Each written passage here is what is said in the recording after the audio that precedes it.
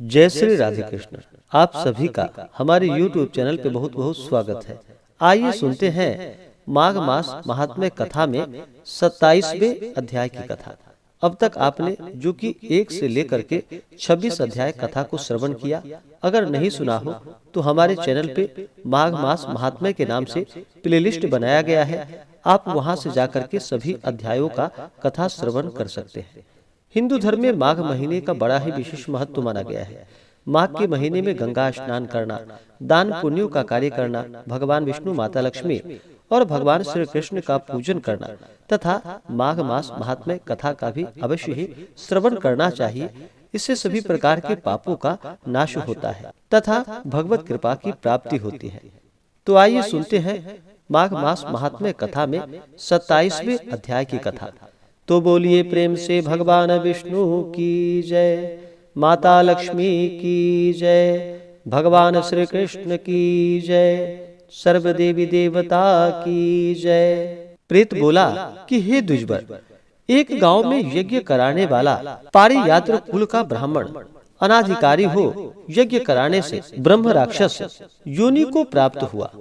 हमारी संगति के लोभ से वह 8 वर्ष तक हमारे साथ रहा। उसकी जब मृत्यु हुई तो उसकी हड्डियों को उसके पुत्र ने इकट्ठा करके गंगा जी के कनखल तीर्थ में फेंक दिया। उसी क्षण वह दुखी राक्षस तत्व से मुक्त हो गया।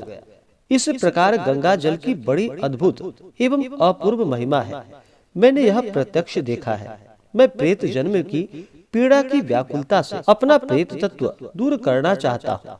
इसी कारण मैं आपसे गंगा जल मांगता हूँ। पहले जन्म में जो मैंने तीर्थ स्नान में पाप किए और बड़े बड़े दान लिए थे, उसका प्रायश्चित नहीं किया था। इसी से मुझे भूखे प्यासे ही विंध्य पर्वत पर हजारों वर्ष बीत गए। हे धार्मिकों में श्रेष्ठ, इस समय आप थोड़ा सा जल दान देकर मेरे प्राणों को संतुष्ट कीजिए। प्राणियों को प्रेत रूप में जो भी जीना दुर्लभ होता है, परंतु मनुष्यों को सदैव सब प्रकार की अपने शरीर की रक्षा करनी चाहिए। कुष्ठ इत्यादि रोग से ग्रस्त मनुष्य भी शरीर का त्याग करने की इच्छा नहीं करते। देवद्युति जी ने कहा कि ऐसा उसका वचन सुनकर वह ब्राह्मण विस्मित हो प्रेत पर कृपा करता हुआ विचारने लगा। संसार में पाप तथा पुण्य के फल अवश्य ही प्रत्यक्ष दिखाई पड़ते हैं। इस कर्म भूमि में जिन्होंने न्याय मार्ग से कुछ धन इकट्ठा किया है, वे ही धन्य हैं। जो सुपात्र को धन देते हैं, वे ही अपना हित करते हैं।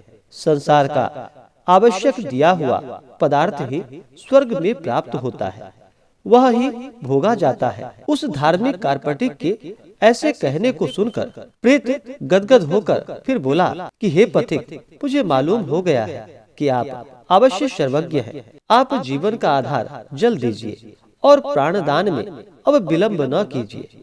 उसके उत्तर में पथिक ने न्यायपूर्ण वचन कहा।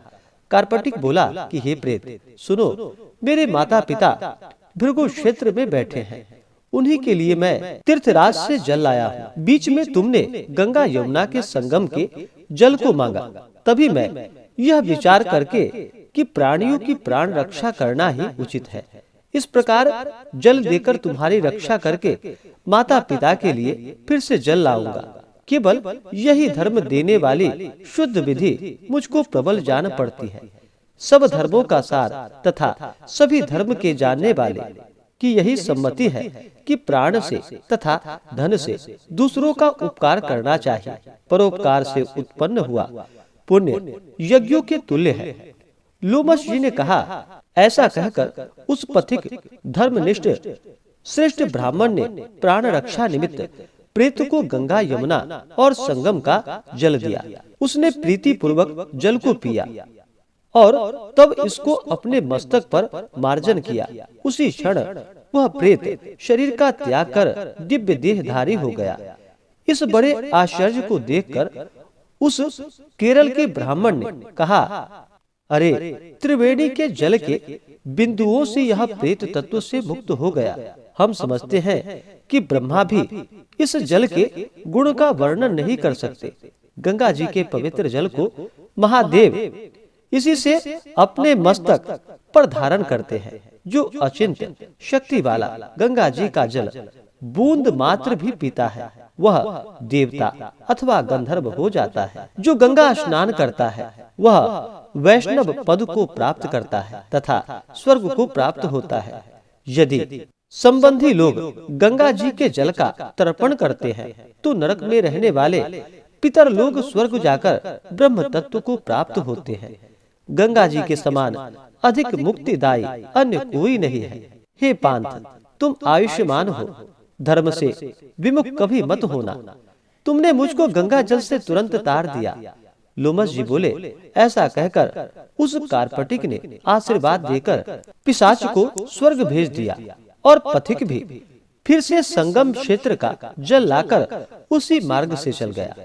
इस प्रकार महात्म्य को सुनकर तथा उस मुनि को नमस्कार कर वह माघ मास में प्रयाग में गंगा यमुना के संगम में स्नान करके पापों से छूटकर पिशाच शरीर से मुक्त हो दिव्य शरीर को धारण कर द्रविड़ देश का राजा भक्ति पूर्वक वैभव छोड़कर भगवान नारायण की स्तुति करता हुआ उत्तम विमान पर चढ़कर इंद्रपुरी को गया, जिसकी गंधर्वों ने स्तुति करी और जिस पर स्वर्ग की स्त्रियों ने पंखा झला। हे द्विज श्रेष्ठ, यह इतिहास पुण्य, यश, कृति, ज्ञान और मोक्ष को देने वाला और दुर्गति तथा पाप को नाश करने वाला है। अब मेरे साथ ये कन्याएं, ये पुत्र और तुम भी सदगति पाने के लिए प्रयाग में चलकर ऐसा माघ स्नान करो जो देवताओं को भी दुर्लभ है। यहाँ पर शाप से पैदा हुए पिशाच तुरंत मुक्त होंगे।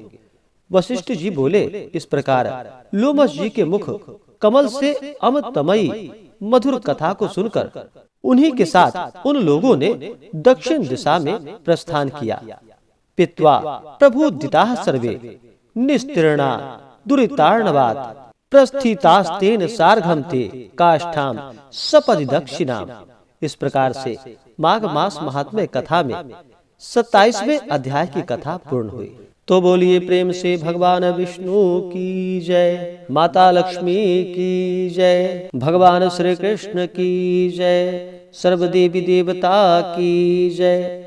इसी प्रकार से अगर आप सब आगे के अध्याय को सुनना चाहते हो, माघ मास महात्म्य कथा में जो कि 28 अध्याय तक कथा है, जो कि 27 अध्याय तक कथा यहाँ पर आप श्रवण कर चुके हैं। अगर अगले अध्याय को सुनना चाहते हो, हमारे चैनल पे अगर आप नए हो तो चैनल को लाल बटन दबा करके सब्सक्राइब करें, साथ में बेल आइकन घंटी को दबाएं ताकि मेरे वीडियो का नोटिफिकेशन आपको समय से मिलता रहे। वीडियो को लाइक करें, शेयर करें। सुखी रहें और स्वस्थ रहें।